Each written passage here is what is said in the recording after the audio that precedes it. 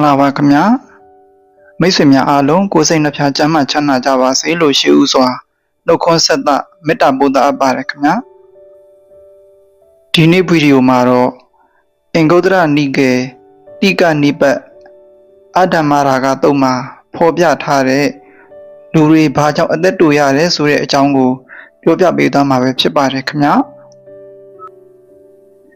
တခါတော့ကကျွန်တော်တို့ရဲ့မြတ်စွာဘုရားဟာအာလဝီပြည်သဇင်မြိုင်တော်ထဲမှာတရင်သုံးနေတော်မူခဲ့ပါတယ်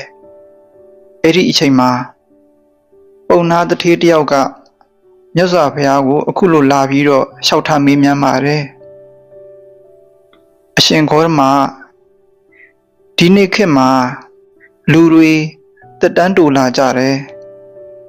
ပြီးတော့ဆင်းရဲဒုက္ခမျိုးစုံနဲ့ကြုံတွေ့နေကြရတာဟာဘာကြောင့်လဲလို့မေးလျှောက်လိုက်ပါတယ်အဲ့ဒီအခါမှာကျွန်တော်တို့ရဲ့မြတ်စွာဘုရားကအခုလိုပြန်လည်ဖြေကြားခဲ့ပါတယ်ပုံနာဒီနေ့ခေတ်လူတွေဟာကဘာဦးကာလာတုန်းကလူတွေနဲ့မတူကြတော့ဘူးဘယ်လိုမတူတာလဲဆိုတော့နံပါတ်1အဓမ္မရာဂရတ္တာမဆွဲလန်းတဲ့အရာကိုယူယူမူမူတမက်ဆွဲလန်းကြတယ်နံပါတ်2ဝိသမလောဘဘိပုတာလိုတာထက်ပိုပြီးလောဘကြီးကြတယ်နံပါတ်3မိစ္ဆာဓမ္မပရိတာမာယွင်းတဲ့အယူဆတွေနဲ့ပိတ်ဖုံးနေကြတယ်ဒီလူတွေဟာ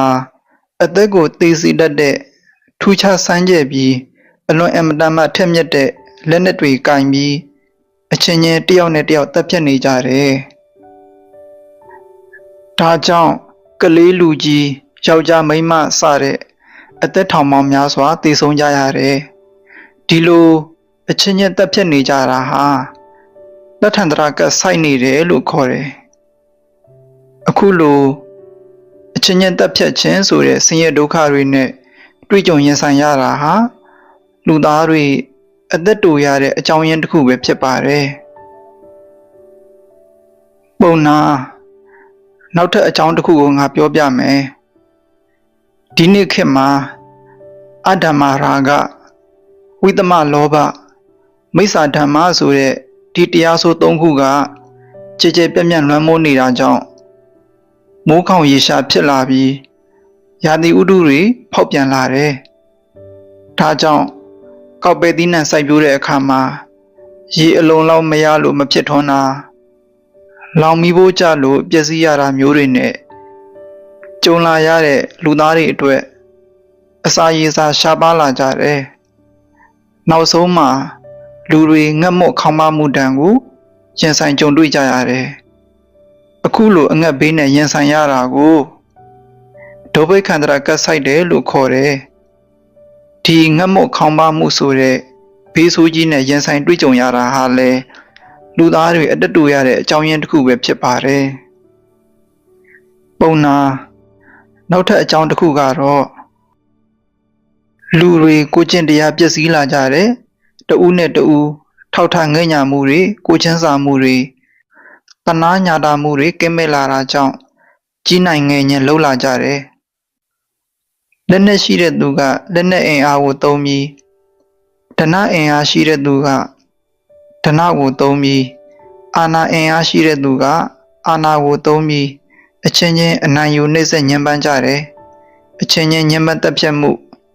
အစာရေစာငတ်မှုကြောင့်သေဆုံးသူတွေရဲ့ရုပ်အလောင်းကိုကောင်းကောင်းမွန်မွန်မြေမြုပ်တကြိုချင်းမပြုနိုင်တာကပရလောကသားနတ်ဆိုးဘလူးဆိုးမြေဘုတ်ပိတ္တာတွေအတွက်တကယ်အခွင့်အရေးပါပဲပတ်ဝန်းကျင်ညဉ့်ညမ်းမှုမကောင်းဆိုးဝါးတွေထကြွတောင်းညမ်းမှုကထူးဆန်းတဲ့ယောဂါတွေဆိုးဝါးတဲ့ယောဂါတွေကိုဖြစ်စေတယ်ယောဂဆိုးယောဂဆန်းတွေနဲ့တွေ့ကြုံရင်ဆိုင်ရတာကိုရောဂန္တရာဘေးကတ်ဆိုင်တယ်လို့ခေါ်တယ်ကုသရခက်တဲ့ယောဂဆိုးတွေရဲ့နှိမ့်ဆက်တဲ့ဒဏ်ကိုခံရလို့လူသားတွေဆင်းရဲဒုက္ခရောက်ပြီးအသက်တူကြရတယ်ပုံနာ ဒီအကြောင်း၃ချက်ကြောင့်လူတွေအသက်တူကြရတာပါပုံနာရဲ့မိခွန်းကိုမြတ်စွာဘုရားကအခုလိုပဲဖြေကြားခဲ့ပါတယ်ဒါကတော့ဗုဒ္ဓဘာသာစာပေကျမ်းဂန်မှာလာရှိတဲ့လူတွေအသက်တူရတဲ့အကြောင်း၃မျိုးပဲဖြစ်ပါတယ်ခင်ဗျာမြတ်ဗုဒ္ဓရဲ့ဖြေကြားချက်အရကျွန်တော်တို့လူသားတွေအားလုံးဒီထက်ပိုပြီးအသက်ရှိရှိနေခြင်းနဲ့ဆိုရင်တော့လိုက်နာပြုလုပ်ရမှာကအဓမ္မရာဂဝိသမလောဘမိစ္ဆာဓမ္မတွေလွမ်းမိုးခြင်းမခံရအောင်နေထိုင်ရပါမယ်ဆိုလိုတာကနံပါတ်1မဆွဲလန်းတဲ့အရာတွေကိုယူယူမှုမှုတက်မဲ့ဆွဲလန်းတာမျိုးကိုရှောင်ပါနံပါတ်2လိုတာထက်ပိုပြီးလောဘတက်တာမျိုးမဖြစ်အောင်ကိုယ့်ကိုယ်ကိုသတိထားထိမ့်သိမ်းပါနံပါတ်3မာယွင်းတဲ့အယူအဆမာယွင်းတဲ့သုံးသက်ချက်တွေလွမ်းမိုးမခံရအောင်ဂရုစိုက်နေထိုင်ပါမြတ်ဗုဒ္ဓဟောကြားတဲ့ဒီအချက်၃ချက်ကိုအားလုံးကအတတ်နိုင်ဆုံးလိုက်နာကျင့်ကြံမယ်ဆိုရင်လူသားမျိုးနွယ်သားမကသက်ရှိမျိုးနဲ့တတ္တဝါအားလုံးသက်ရှိကျမ်းမာပြီးကမ္ဘာလောကကြီးကလည်းအချမ်းသာရနေလိမ့်မယ်လို့ကျွန်တော်ထင်ပါတယ်ကျွန်တော်ရဲ့မိတ်ဆွေများရောဘယ်လိုထင်ပါသလဲလူသားတွေကြံကြမ်းမာမာနဲ့အသက်ရှိရှိနေထိုင်နိုင်မဲ့အကြောင်းအရာကဘာဖြစ်မယ်လို့ထင်ပါသလဲမိတ်ဆွေရဲ့ထင်မြင်ယူဆချက်တွေကိုလူတိုင်းသိရှိနိုင်ဖို့ကွန်မန့်မှာချရေးခဲ့လို့ရပါတယ်ခင်ဗျာမိတ်ဆွေများအားလုံးသက်ရှိကျမ်းမာပြီးလူအင်ဆန္ဒများပြည့်ဝကြပါစေ